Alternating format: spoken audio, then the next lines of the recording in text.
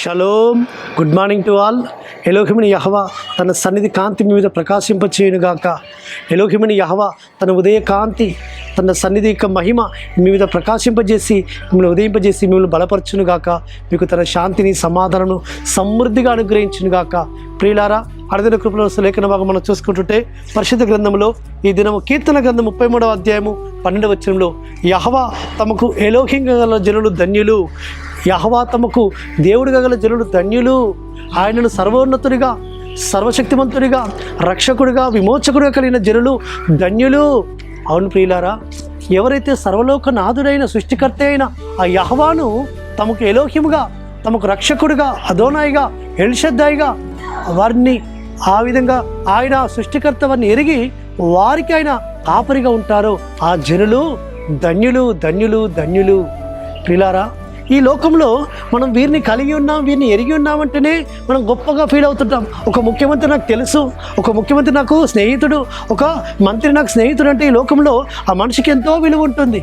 కానీ సర్వలోకాన్ని కలుగజేసిన ఆ యెహోవా తమకు ఎలోహిం, తమ రక్షకుడు, తమ విమోచకుడు, తమ సర్వోన్నతుడు, సర్వాధికారి, మేము ఆరాధిస్తున్న సర్వోన్నతుడు, ఆయన సర్వలోకాన్ని కలుగజేసిన వాడంటే ఎంత గొప్ప ధన్యత మనకు భూమి మీద. ఇంకా ఆయన ఏమంటాడంటే ఆయన తనకు స్వాస్థ్యంగా ఏర్పాటు చేసుకున్న జనులు ధన్యులు, ఆయన చేత ఎరగబడము, ఆయన తన స్వాస్థ్యంగా మనల్ని గుర్తించడము, అది ఎంతో గొప్ప ధన్యత.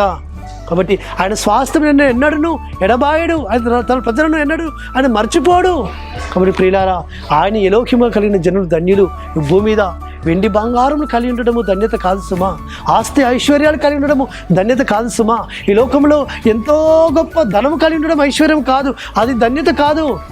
ఎలోహిమైన యెహోవాను కలిగి ఉండడమే, సృష్టికర్తని యెహోవాను, యెహోవా మెస్సీయను రక్షకుడిగా, విమోచకుడికి కలిగి ఉండి ఆయన చేత ఎరగబడము, ఆయన తన స్వాస్థ్యంగా మనల్ని చేసుకోవడము, ఆయన తన బిడ్డలుగా మనల్ని చేసుకోవడము, ఆయన ఆత్మను మన మీద కుమ్మరించడము, ఇది గొప్ప ధన్యత, ఇది గొప్ప ధన్యత.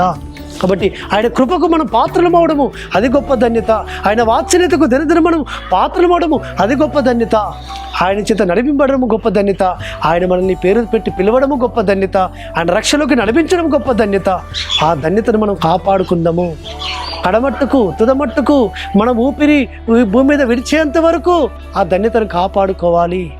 కాబట్టి ప్రియులారా, అందుకే ఆ యొక్క పరిశుద్ధాత్మను పొందుకొని పరిశుద్ధాత్మ చేత నడిపించడము, పరిశుద్ధాత్మ అయిన ఆ యెహోవా మెస్సీయని కలిగి ఉండడము, సకల ఐశ్వర్యము కలిగిన ఆ సర్వోన్నతుని కలిగి ఉండడమే.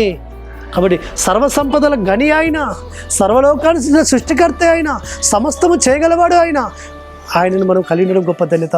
అట్టి విధంగా పరమతని మనం నడిపించిన గాక. పరలోకంలో మా తండ్రి, సర్వోన్నత జీవాధిపతి, మిమ్మల్ని ఎలోహిం కలిగిన జనులు ధన్యుడు అన్నావు.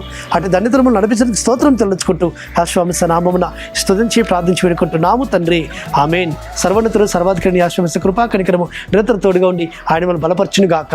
ఆమేన్.